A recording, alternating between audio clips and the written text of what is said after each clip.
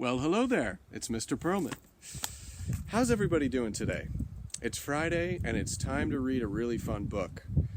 So, I guess you got my clues, did you?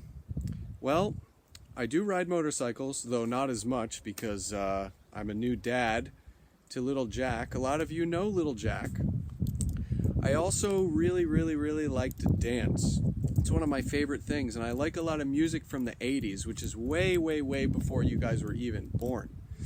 I think the third clue was that I make movies, and I do. I do make movies. I love to make movies. I make commercials, I make documentaries, I make silly, ridiculous, kind of very stupid videos sometimes, but they're still a lot of fun. Just for fun. So yeah, I make movies. The book we're going to be reading today is called King Hugo's Huge Ego.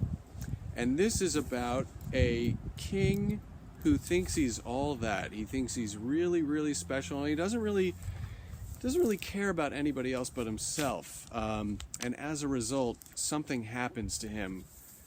But we're just going to have to read the book. So, without any further ado, here it is.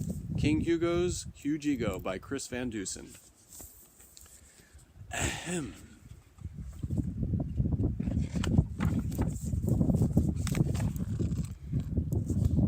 Long ago, when people spoke with words like thou and thee, there lived a king named Hugo, who was only 3'3".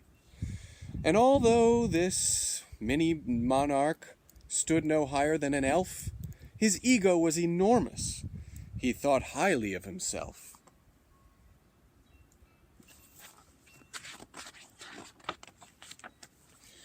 Yes, Hugo was a cocky king, as boastful as could be.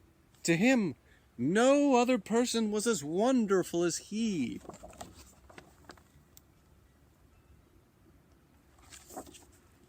He made his subjects bow to him whenever he was nigh. It pleased him to look down on them each time he went by.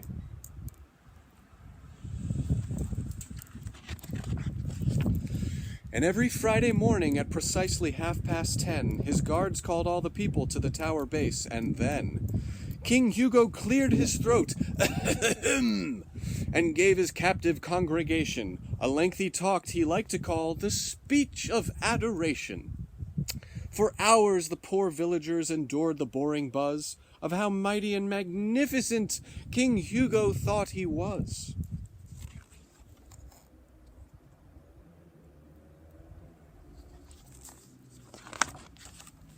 One day King Hugo climbed aboard his coach of gleaming gold to watch the peasants bow to him as down the road he rolled.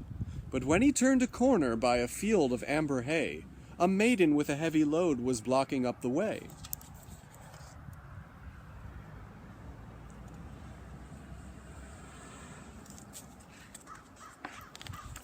The heralds blew their trumpets, then called out to the lass, "Step aside and bow your head, allow the king to pass." The girl, whose name was Tessa, said bluntly, "Go around," but she didn't want to drop her load and bow down on the ground. The king began to rant and rave and spout and spit and sputter. "Roll on," he barked, and then they bumped poor Tessa to the gutter.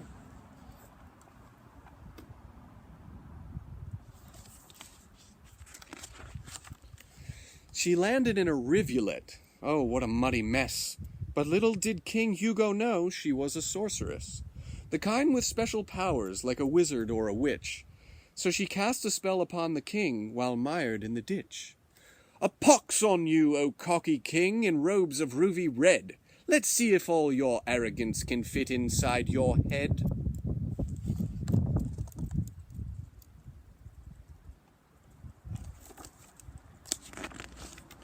The next day when the king awoke, he climbed down from his bed and gazed into his looking-glass admiringly and said, "I do believe, dear Hugo, you're more handsome than last night."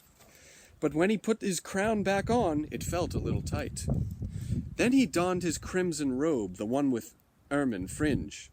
"How grand I am!" the king exclaimed, then felt a little twinge.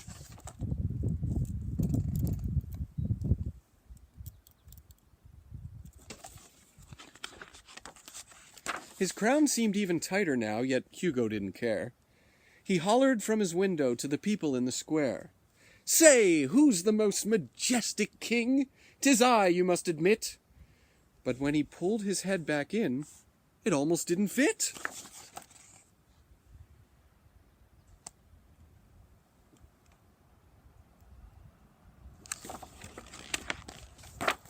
Every time he claimed to be the greatest in the land, the king perceived a tingle and felt his head expand.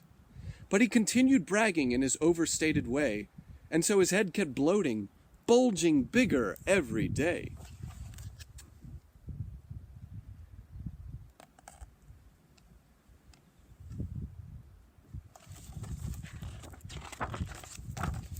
By Friday, Hugo's head was huge, but still he didn't know that his self-directed compliments had caused his head to grow.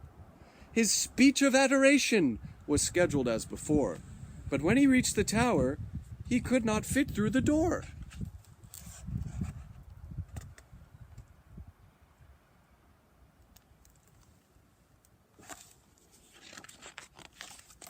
He marched across the courtyard to climb the open stair, and then called the people to the wall and gave his speech from there. "Behold, my lowly subjects, and do not doubt thine eyes. For yea, my noble noggin has increased tenfold in size. I know not how this happened, but now there's even more of your absolutely fabulous King Hugo to adore."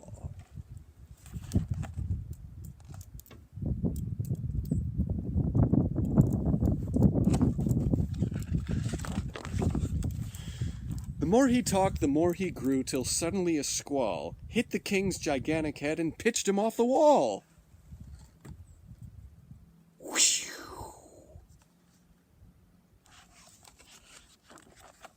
He floated freely through the air, then landed with a thud. He bobbed and dipped and flipped and skipped and toppled through the mud.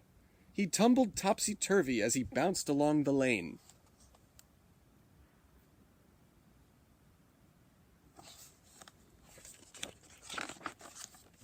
And ended up by Tessa, who was busy stacking grain.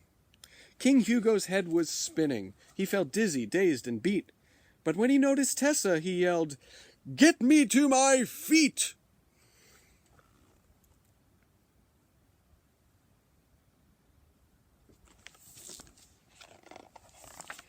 Tessa wandered over. "Unbelievable," she sighed. "Did you ever stop and wonder why your head is 10 feet wide? It's your ego, it's annoying. So I cast a little spell, and every pompous thing you've ever said has caused your head to swell." "That's ludicrous, ridiculous, preposterous, insane! I'm humbler than anyone. I'm the king," he snapped in disdain. "I'll prove it to you," she replied. "You've been this way for years. Just listen," ordered Tessa. Then she grabbed and tweaked his ears.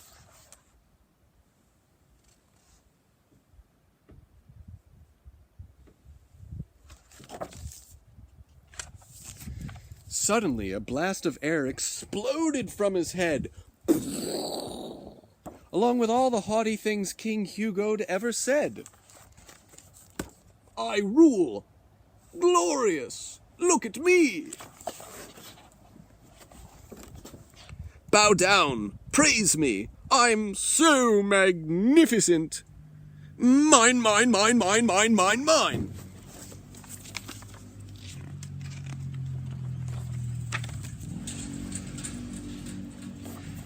King Hugo's head deflated, like a giant pink balloon, and when he heard what he had said, he felt like a buffoon. Sheepishly, he said to her, "I do apologize." Then he looked at Tessa with his big, sad puppy eyes. Their glances met, and instantly she felt her heart go zing. Could it be, deep down inside, she kind of liked the king?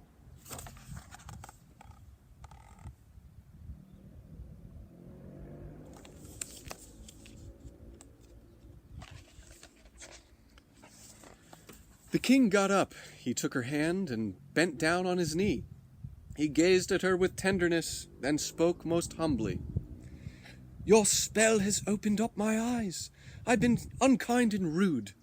Please stay with me and teach me how to change my attitude."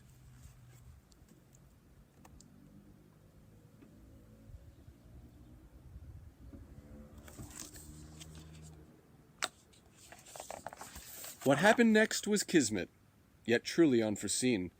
He became a better man, and she became a queen. They ruled the kingdom kindly in a fair and friendly way, and everyone lived happily, forever and a day.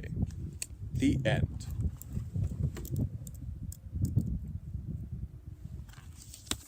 Well, everyone, I hope you enjoyed this book. The message is pretty interesting. Think about what happened to King Hugo when he just talked about himself constantly, and he was all about Hugo, and he didn't think about anything else, or anyone else for that matter. So this book kind of talks about the message of thinking of other people, putting yourself in other people's shoes, and I think it's a great one. And I think we can all sometimes turn into a King Hugo, and sometimes when that happens, we just have to remember, if we're like that, our head might expand so much it might even explode. So I think this is a really cool message. This is a really fun book. I had a blast reading it to you, and I hope to do another mystery read soon. I hope everyone is staying safe out there, or in there, and this is Mr. Perlman signing off as your mystery reader. Cheerio!